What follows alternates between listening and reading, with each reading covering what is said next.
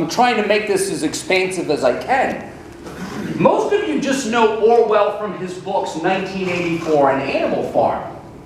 His first short novel was a piece called Burmese Days. It was centered around the imperial occupying government, I should say army, in the territory that was called Burma. His main protagonist was among these soldiers. He knew which way the wind blows. Orwell's character knew that they would not be in Burma if it wasn't for petrol and rubber. Oh, and lumber. Britain doesn't have its own lumber, so what's it got to do? It's got to go plunder for it elsewhere rather than trade for it. Because if you trade for it, you got to negotiate. You got to make a deal. Your bourgeoisie wants to get those resources on the what? They want to get it on the cheap. How do you get resources on the cheap? It's called invasion. Except today we don't call them invasions. We call them humanitarian interventions. Good, I got some smile. The irony's not lost on some of you. We call them humanitarian interventions today. We will talk about how we're bringing democracy to people. Or something like this. Someone like Orwell would have said these are just ways that we dress up, you know, the kind of imperialist economic activity to make it palatable for the people.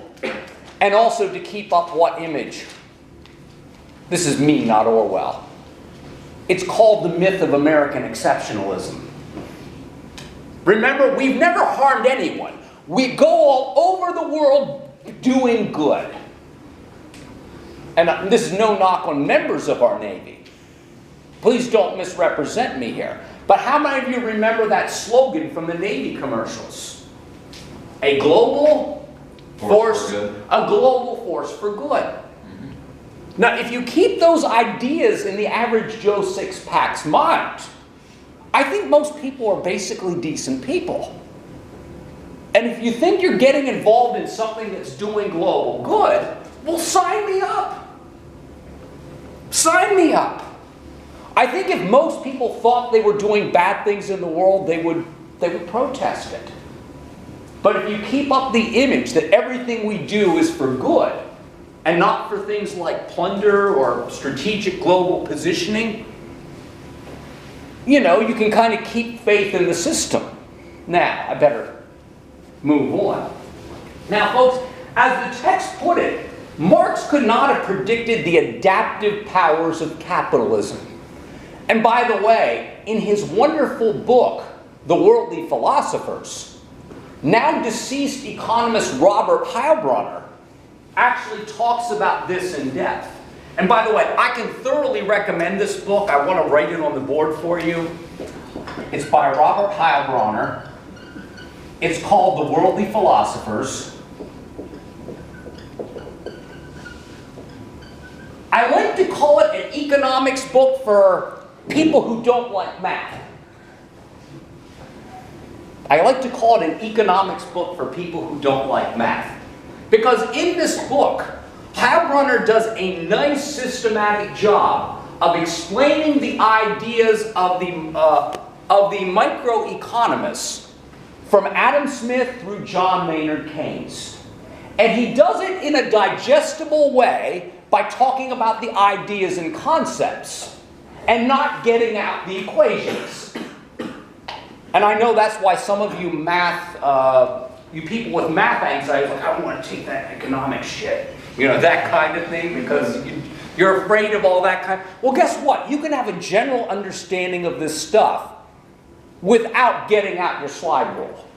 I guess that was an old-fashioned phrase. And I think Robert Heilbronner does a darn good job of it in his book, The Worldly Philosophers. I love it so much, I recommended it to my daughter, and she read it in high school as her summer reading for her pre-economics class in high school. She loved the book too, but anyway, I don't own stock in the company or anything like that. But anyway, these include include the fact that the bourgeoisie turned out to be more class conscious than the proletariat. Does anyone know what I'm talking about? The text doesn't talk about this. The bourgeoisie tended to be more class conscious than the proletariat. And by the way, anarchist social critic Noam Chomsky writes heavily about this. About the fact that the bourgeoisie, that is the owning class, tends to be much more class conscious than the working class.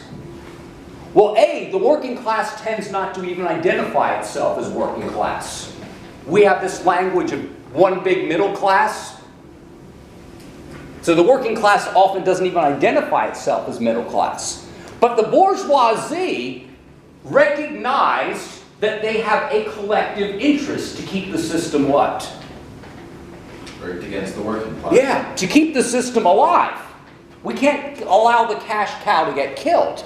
So the fact is, the bourgeoisie and government have done a very effective job of working together to keep the system afloat, and also to keep the masses in check, as I like to call it.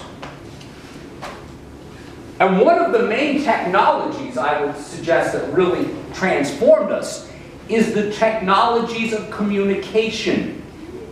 Noam Chomsky talks about this. Our textbook does not talk about this. Does anyone know what I'm talking about?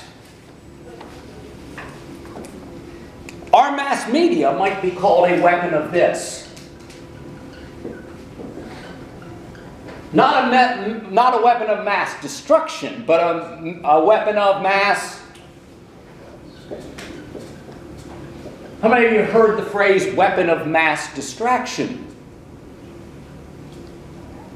When I am more interested in whether or not Carson Wentz is going to take the Eagles to the promised land or not this year,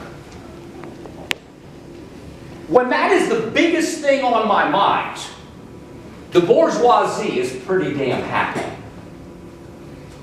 And by the way, I'm ashamed to say this, but it is one of the biggest concerns on my mind. And I'm a person with nice degrees and things of this nature, who ought to know better. But yeah, I'm distracted by a whole lot of other things. I'd rather listen to music than get woke. No, actually, the music I listen to is typically aligned with my being woke. Yeah, I know that's a passé phrase that my daughter used 10 years ago. So, shows you I'm really out with him. The dude's old now. He's way out of the loop, trying to pretend like he's young and hip. Yeah, it just shows you how square he is. Yeah, if you use the word square, that's one sign that you're truly square. But anyway, I'm having way too much fun here. But yeah, they keep us distracted. And many of us are happily distracted. Because as some people would put it, I don't want to know how bad things brutally are. Can I say one more vulgar thing? This is vulgar. I happen to think that the bourgeoisie is quite happy about most of the traffic on the internet. I don't mind going on film saying this, even though it's going to be very vulgar. It's called the sound of one hand typing.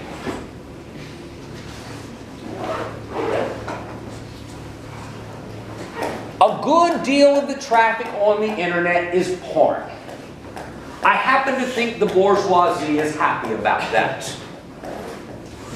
Because when young men who ought to be getting woken up to things are spending more of their time watching pornography, they're not reading things that are likely to get them woken up. Does that make good sense? When people are inundated with the pop culture, when they care more about whatever pop cultural figure, I hate the Royals, by the way. I think the bourgeoisie loves the fact that Americans love the Royals. Why? Oh, the Royals, royal weddings, ah! Well, if you're, as a matter of fact, class-conscious people should want to do what with the Royals? Abolish it. You want to string them up! You say these people should have been taken off the dole years ago. They've never worked a day in their life except when they did their compulsory military service. That was the only work that either of those princes did. Oh, but they're so dreamy. You know, you get the idea. They're, oh, Prince Harry. Oh. Anyway, but yeah, they love the fact. I better shut up here. It's about time to go. Oh, one other thing. Yeah, I hope you take a look at that last one. Oh, by the way, even if you're dirt poor, and this is what I mean by this last point, even if you're dirt poor, ladies and gentlemen, life now is, materially speaking, better than it was 100 years ago. That fact is one reason why many of us think the devil that we know is better than the devil that we don't know. I do have a pot to piss in. Even when I was considerably poorer, I had a pot to piss in. In other words, life is by and large materially not all that bad, even if you're poor. Now, you might be mortgaged to the hilt. You might be mortgaged to the hilt, but nonetheless, you're still living in your McMansion. So you have the illusion of prosperity. Have a good one. That was